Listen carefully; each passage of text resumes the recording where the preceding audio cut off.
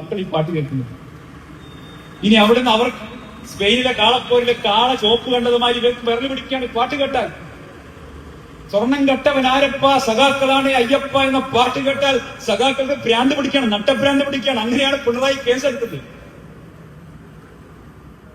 ഞാൻ കണ്ടതിൽ വെച്ചിട്ട് ലോകത്തിലെ ഏറ്റവും വലിയ സെൽഫ് ഗോൾ എന്ന് പറയുന്നത് 94 ലോകകപ്പിൽ, ഇവിടെ ഫുട്ബോൾ ആരാധകർക്ക് അറിയുന്നുണ്ടാവും, 94 അമേരിക്കയിൽ നടന്ന ലോകകപ്പിൽ കൊളംബിയയുടെ ഒരു കളിക്കാരനായിരുന്നു ആന്ദ്രെ എസ്കോബാർ.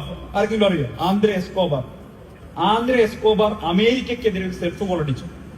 അതാണ് ലോകത്തെ ഏറ്റവും ദുരന്തപൂർണമായിട്ടുള്ള സെൽഫ് ഗോൾ. അതിന്റെ റിസൾട്ട് എന്തായിരുന്നു?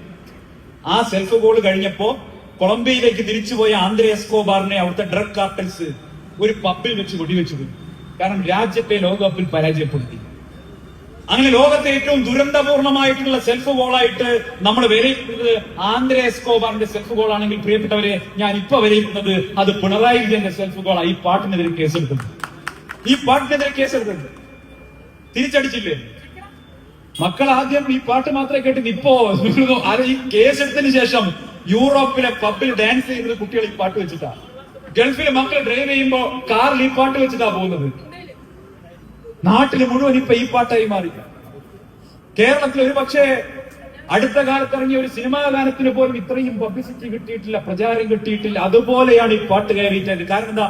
ഈ പാട്ടിൽ ജീവിതമുണ്ട്. നമ്മൾ പറയാറില്ലേ, ഗിരീഷ് പുത്തഞ്ചേരിയുടെ വരികളിൽ ജീവിതമുണ്ടെന്നൊക്കെ പറയാറില്ലേ, രവീന്ദ്ര മാസ്റ്റർ സംഗീതത്തിൽ അല്ലെ, കട്ടൻ ചായ, ജോൺസൺ മാസ്റ്റർ പാട്ട്, ആഹാ എന്ന് പറയുന്ന പോലെ ഈ പാട്ടിലൊരു സൗന്ദര്യമുണ്ട്. എന്താ പാട്ടിലെ സൗന്ദര്യം? ഒരു സത്യമുണ്ട്. ആ കവിതയിൽ ഒരു സത്യമുണ്ട്. സ്വർണം കെട്ടവൻ ആരപ്പ, സഖാക്കളാണ് അയ്യപ്പ എന്ന് പറഞ്ഞ സത്യമല്ലേ? 100% സത്യമല്ലേ?